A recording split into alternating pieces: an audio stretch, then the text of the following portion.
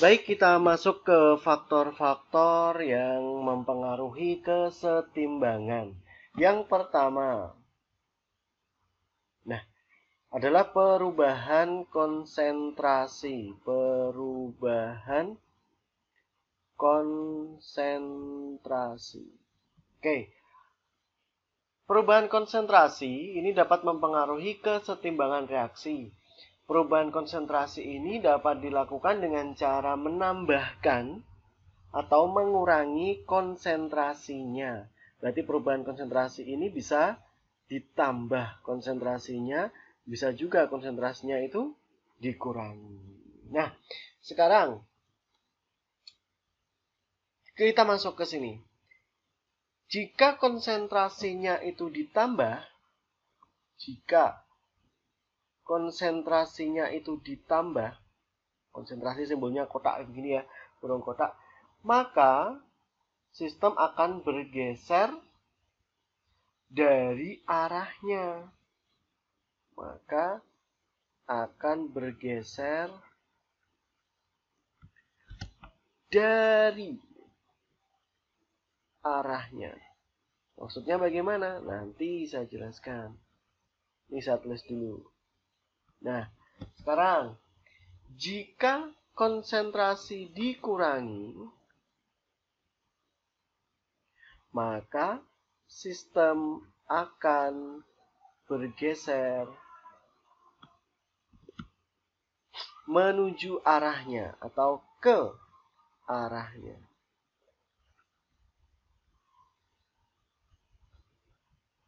Nah, yuk kita mulai dengan contohnya. Contoh, saya tulis di sini. Saya punya persamaan reaksi seperti ini. H2 ditambah I2 nanti akan menghasilkan 2HI.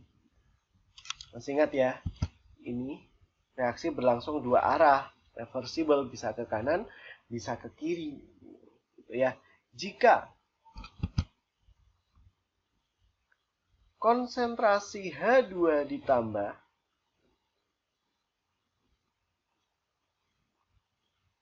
berarti ini ditambah, maka akan bergeser kemana? Kalau ini ditambah, bergeser dari arahnya. Berarti bergesernya itu ke kanan. Ketika hanya ini ditambah, maka konsentrasinya akan bergeser dari arahnya. Berarti menuju ke kanan. Berarti akan bergeser ke kanan. Ke kanan. Nah, ini.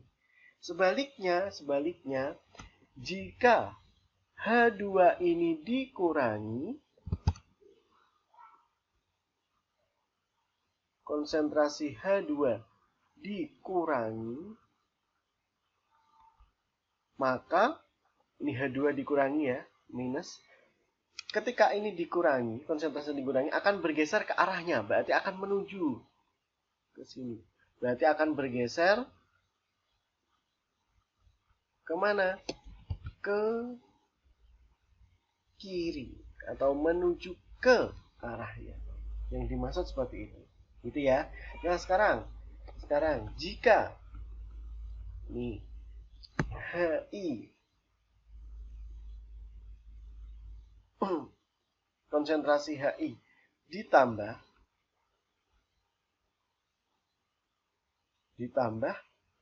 ini ditambah, berarti ini plus ditambah, akan bergeser dari arahnya. Berarti menuju kemana?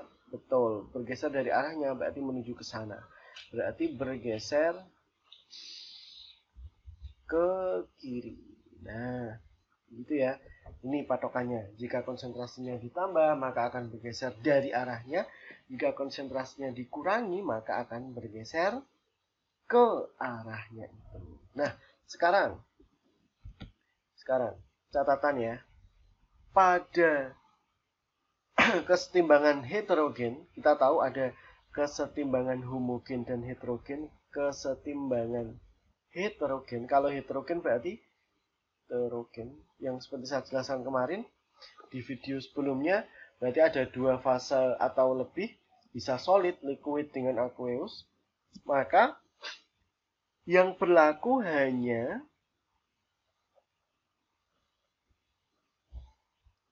pada fase aqueous, larutan, dan gas.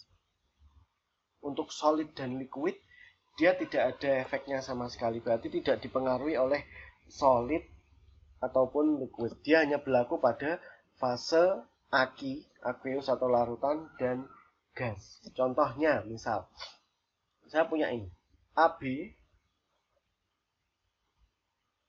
reaksi menjadi A ditambah B. Ini misal saya tulis fasenya AB ini solid, ini aqueous, ini aqueous. Nah, begitu. Berarti yang solid ini tidak berlaku. Berarti tidak bisa diperhitungkan. Jadi kesetimbangan hanya berlaku pada kesetimbangan hanya dipengaruhi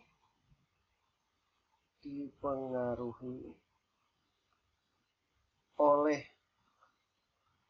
perubahan konsentrasi yang aki atau gas. Berarti yang aki atau gas adalah konsentrasi A dan konsentrasi B. Berarti AB ini tidak berlaku karena AB ini adalah fasenya S atau solid atau padatan, jadi tidak berlaku.